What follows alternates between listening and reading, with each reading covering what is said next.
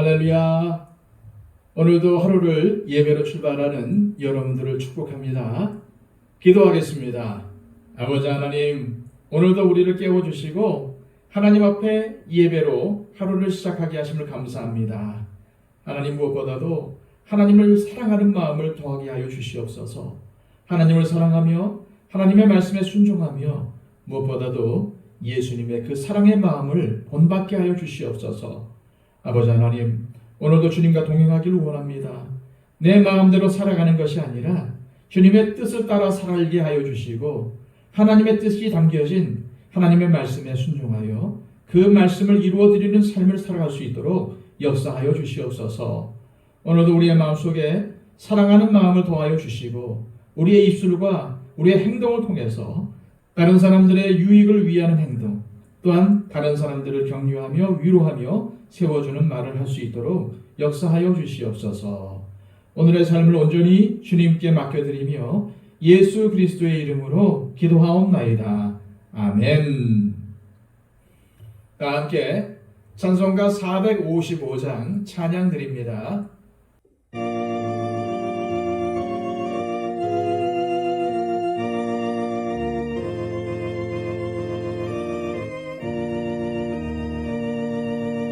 주님의 마음을 본받는 자, 그 맘에 평강이 찾아오는 험악한 세상을 이길 힘이 하늘로부터 임함이로다.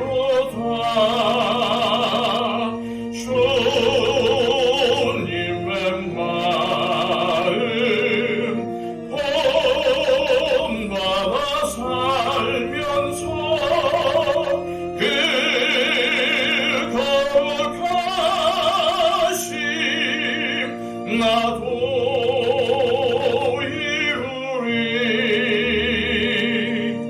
주 모습 내 눈에 안 보이며 금성 내 귀에 안 들려도 내 영혼 날마다 주를 만나 신령한 말씀 늘 배우도다. 주님의 마음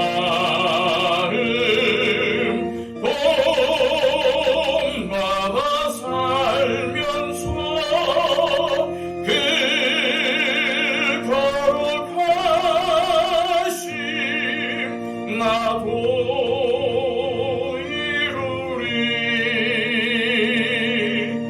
가는 길 거칠고 험하여도 내 맘에 불평이 없어지면 십자가 고난을 이겨내신 주님의 마음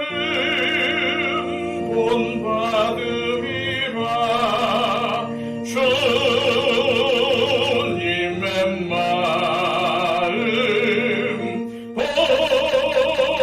본받아 살면서 그 거룩하심 나도 이루리. 주 예수 세상에 다시 오실 그날엔 무성도 변화하여 주님의 빛나는 그 형상을 다 함께 보며 주 찬양하리. 주님의 마음 본받아 살면서 그 거룩하심 나도 이루리.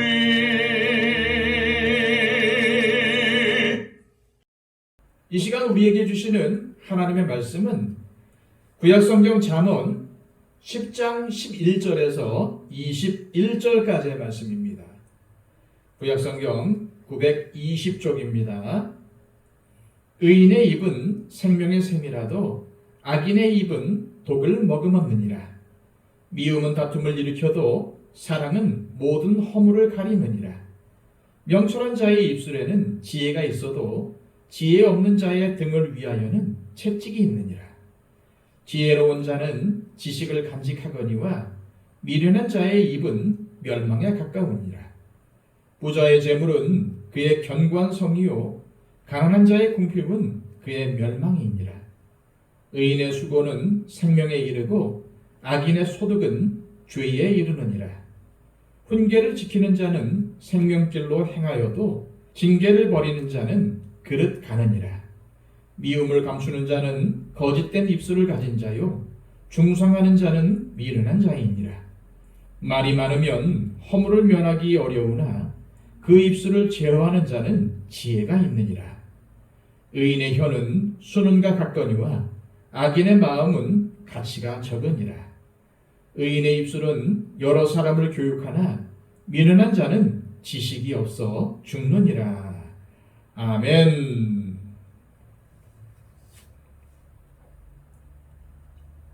솔로몬은 오늘 읽은 말씀을 통해 의인과 악인, 지혜로운 사람과 미련한 사람을 계속 대조하면서 두 사람의 차이점은 다름 아닌 그들이 하는 말에 있다는 사실을 밝힙니다. 11절입니다. 의인의 입은 생명샘이라도 악인의 입은 독을 머금었느니라.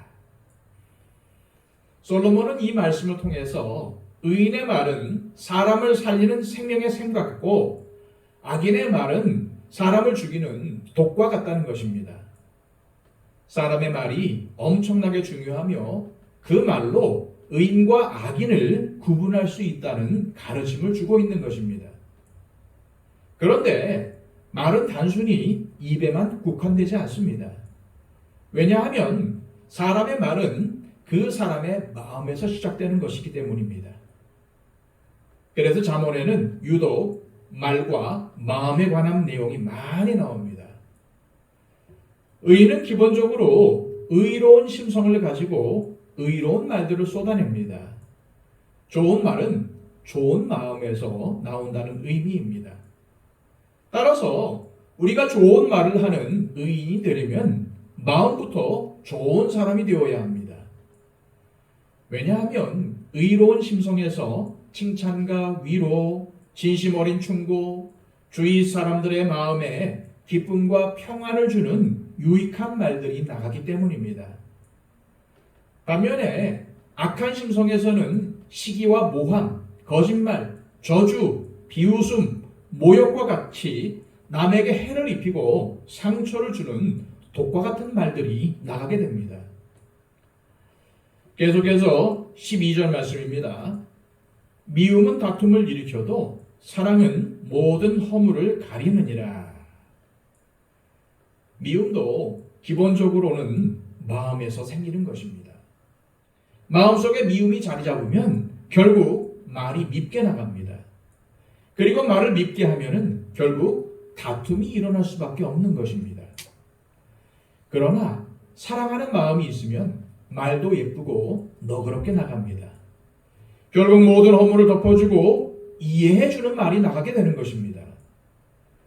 그러므로 우리가 좋은 인간관계를 맺고 행복한 삶을 살고자 한다면 마음과 말을 아름답게 가꿔야 한다는 것을 기억하시기 바랍니다. 그런데 이것이 쉬운 것 같으면서도 해보면 매우 어렵습니다. 끊임없는 노력이 필요하고 그냥 되지 않습니다. 그러면 어떻게 해야 합니까? 끊임없이 마음속에 사랑을 품어야 합니다. 사람은 자신의 마음 상태가 말로 표현되기에 마음에 사랑이 있어야 친절하고 예쁜 말이 나갈 수 있습니다. 끊임없이 마음에 사랑을 품으려면 어떻게 해야 할까요? 주님의 마음을 품어야 합니다. 그러기 위해선 먼저 주님과 대화부터 해야 합니다. 주님과 친밀하게 교제하는 사람이 주님의 마음을 담게 됩니다. 주님의 마음을 담고 그 마음을 가져야 그 마음으로 이웃도 사랑으로 대하게 되는 것입니다.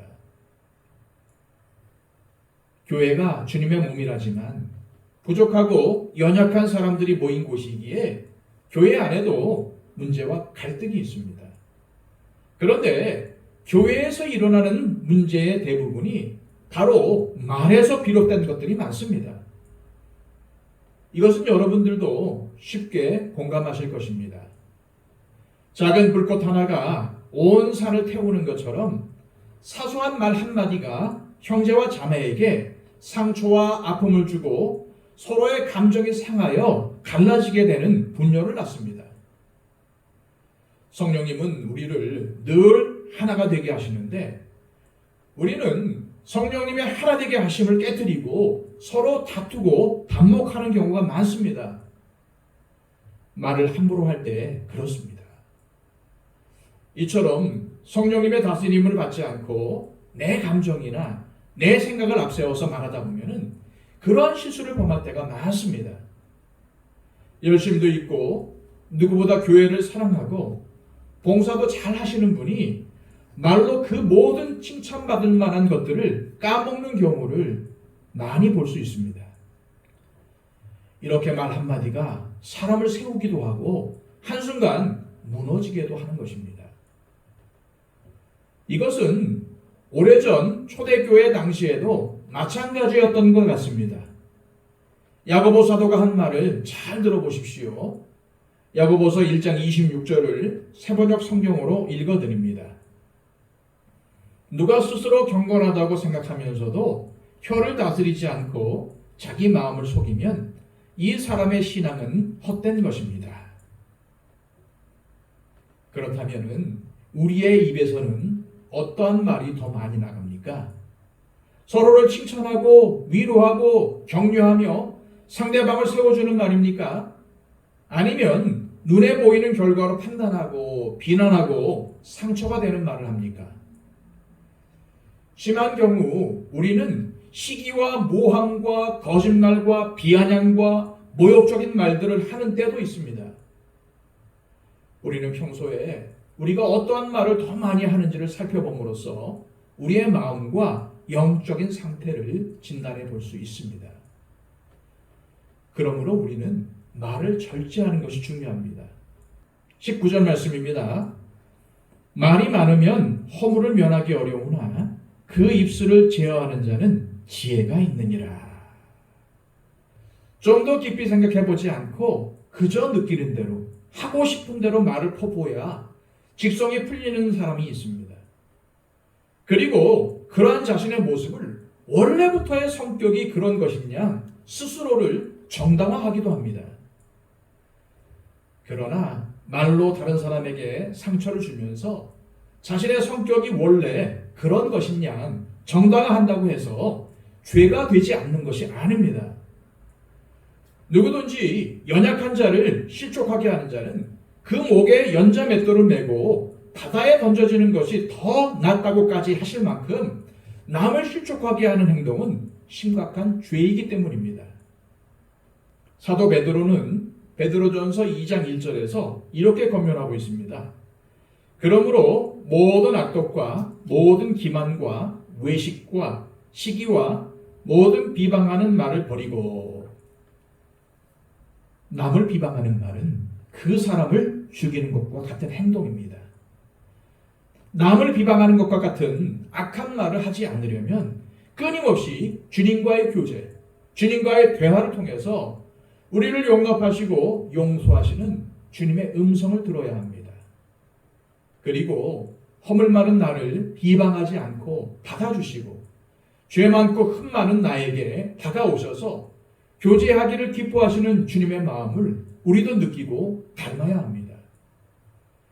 주님의 마음을 가질 때 우리 말도 주님의 말과 같은 사랑의 말, 위로의 말, 격려의 말이 나가게 될 것입니다. 그리고 우리 사이에 그러한 대화가 많이 오고 갈 때 우리 가정, 우리 교회에 사랑이 넘치고 은혜가 넘치게 될 것입니다. 우리 모두 악인의 입이 아닌 의인의 입을 가지시기를 소망합니다. 사람을 세우고 살리는 생명의 샘과 같은 저와 여러분들의 입이 되시기를 소망합니다. 이 시간 기도하실 때 하나님 아버지, 오늘 말씀을 통해서 의인과 악인의 큰 차이는 바로 말에 있음을 깨달았습니다. 우리의 입이 독을 머금은 악인의 입이 아니라 생명샘처럼 다른 사람들을 살리는 의인의 입이 되게 하옵소서. 기도하시기를 바랍니다. 그리고 111 기도를 통해서 여러분들의 기도가 필요한 분들을 위해서 중보해 주시기를 바랍니다. 특별히 여러분들이 신앙생활하면서 말로 상처를 준 사람들, 그리고 또 실족하게 한 사람들을 위해서 중보해 주셨으면 좋겠습니다. 그분들이 다시금 신앙 가운데 돌아와서 믿음 생활을 열심히 하게 해달라고 기도해 주시고, 또 그 밖에 우리 주변에 있는 잊지 않는 분들을 위해서도 중보해 주시기를 바랍니다. 다 함께 기도하겠습니다.